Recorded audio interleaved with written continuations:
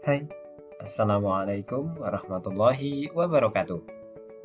Selamat datang di video pembelajaran PAI kelas 8 pada semester 1. Pada video yang pertama kali ini, kita akan membahas tentang mengimani kitab-kitab Allah dan mencintai Al-Quran. Apa saja sih kitab-kitab tersebut? Dan bagaimanakah cara yang benar dalam mengimaninya? Simak selengkapnya di sini ya.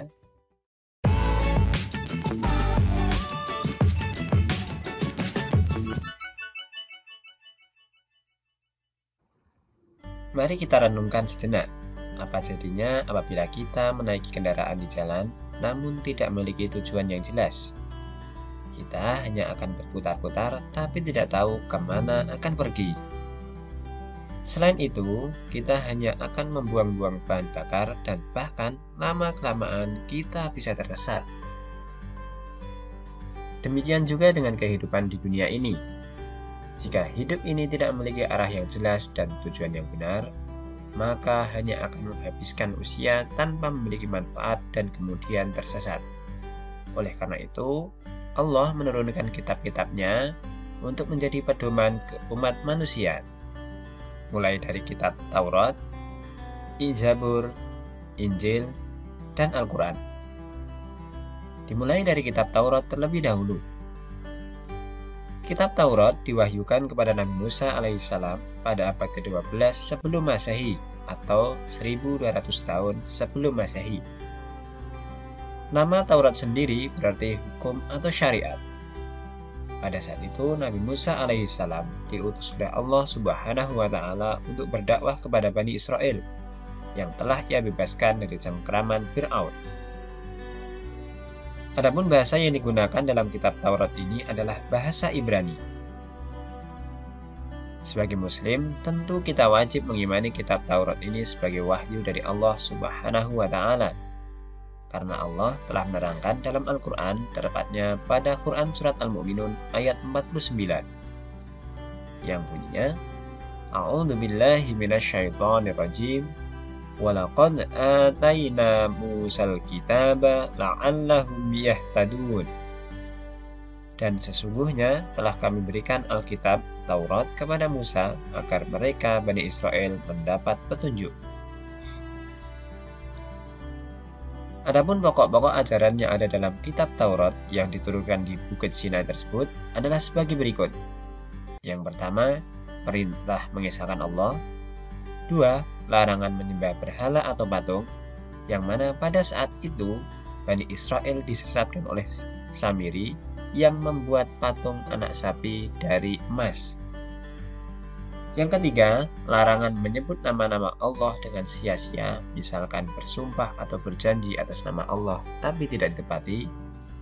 Yang keempat, perintah mensucikan hari Sabtu, perintah menghormati kedua orang tua, larangan membunuh sesama, larangan berbuat zina, larangan mencuri, larangan menjadi saksi palsu, dan larangan mengambil hak orang lain.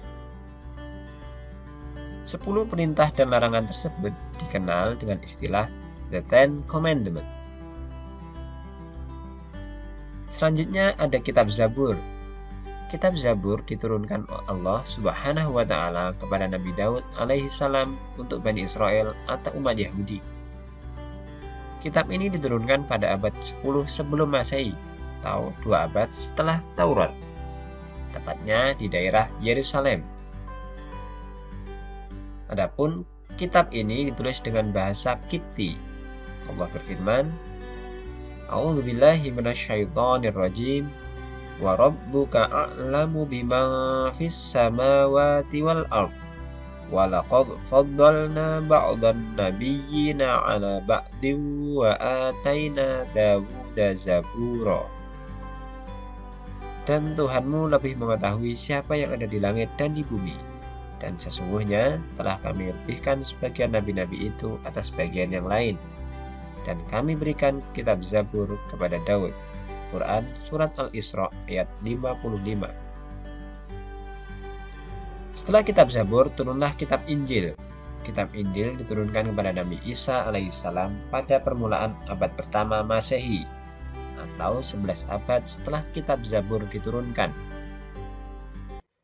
Kitab Injil sendiri diwahyukan di daerah Yerusalem dengan bahasa Suryani dan diperuntukkan bagi Bani Israel, lagi-lagi Bani Israel. Lalu kita ketahui bahwa Bani Israel merupakan bangsa yang dianggap paling cerdas di dunia, namun ternyata juga paling ngeyel. Keterangan tentang kitab Injil ini terdapat dalam Quran Surat Maryam ayat 30. Allah berfirman, Qala inni abdullahi ataniyal kitaba wa ja'alani nabiyya. Berkatalah Isa, sesungguhnya aku ini hamba Allah. Dia memberiku Alkitab Injil dan dia menjadikan aku seorang nabi. Perlu diketahui bahwa perkataan Nabi Isa tersebut terjadi ketika ia masih bayi yang belum lama dilahirkan. Yang ini menjadikan ia sebagai salah satu mukjizatnya, bisa berbicara ketika masih bayi. Nah, adapun isi secara umum kitab Injil adalah sebagai berikut. Pertama, perintah kembali mengesahkan Allah Subhanahu wa Ta'ala. 2. Membenarkan keberadaan kitab Taurat.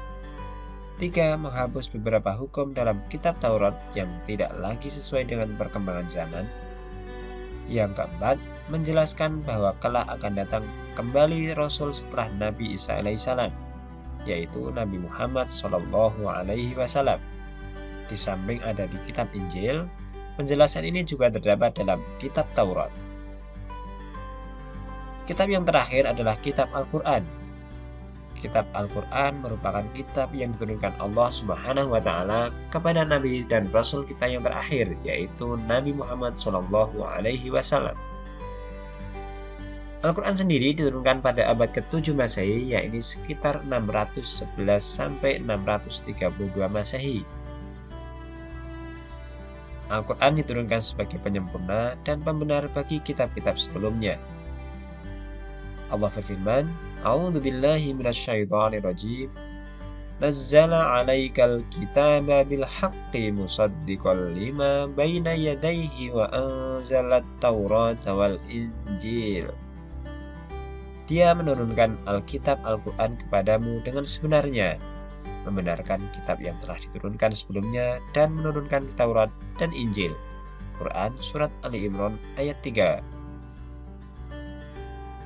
Adapun secara umum, ajaran pokok yang terkandung dalam Al-Quran adalah: pertama, ada akidah atau keyakinan, yaitu hal-hal yang berkaitan dengan keyakinan, seperti mengesahkan Allah dan meyakini malaikat Allah, dan lain sebagainya. Yang kedua adalah akhlak atau budi pekerti, yaitu berkaitan dengan pembinaan akhlak mulia dan menghindari akhlak tercela.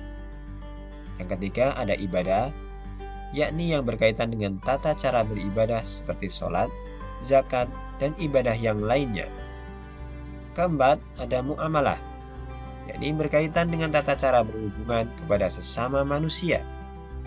Dan yang terakhir, ada tarikh atau sejarah, yaitu kisah-kisah orang-orang dan umat terdahulu. Nah, itulah tadi 4 kitab Allah yang diturunkan sebagai petunjuk bagi umat manusia. Namun, selain 4 kitab tersebut, ada satu lagi yang disebut dengan suhuf.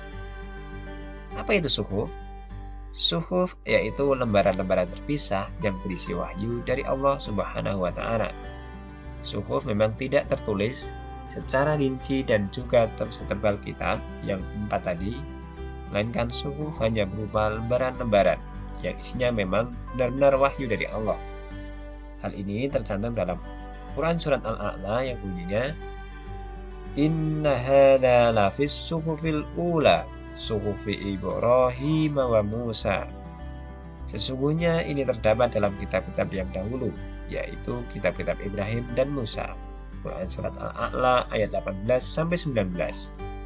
Secara rinci, suhuf yang diterima oleh Nabi Ibrahim sejumlah 10 suhuf, Nabi Musa menerima 10 suhuf.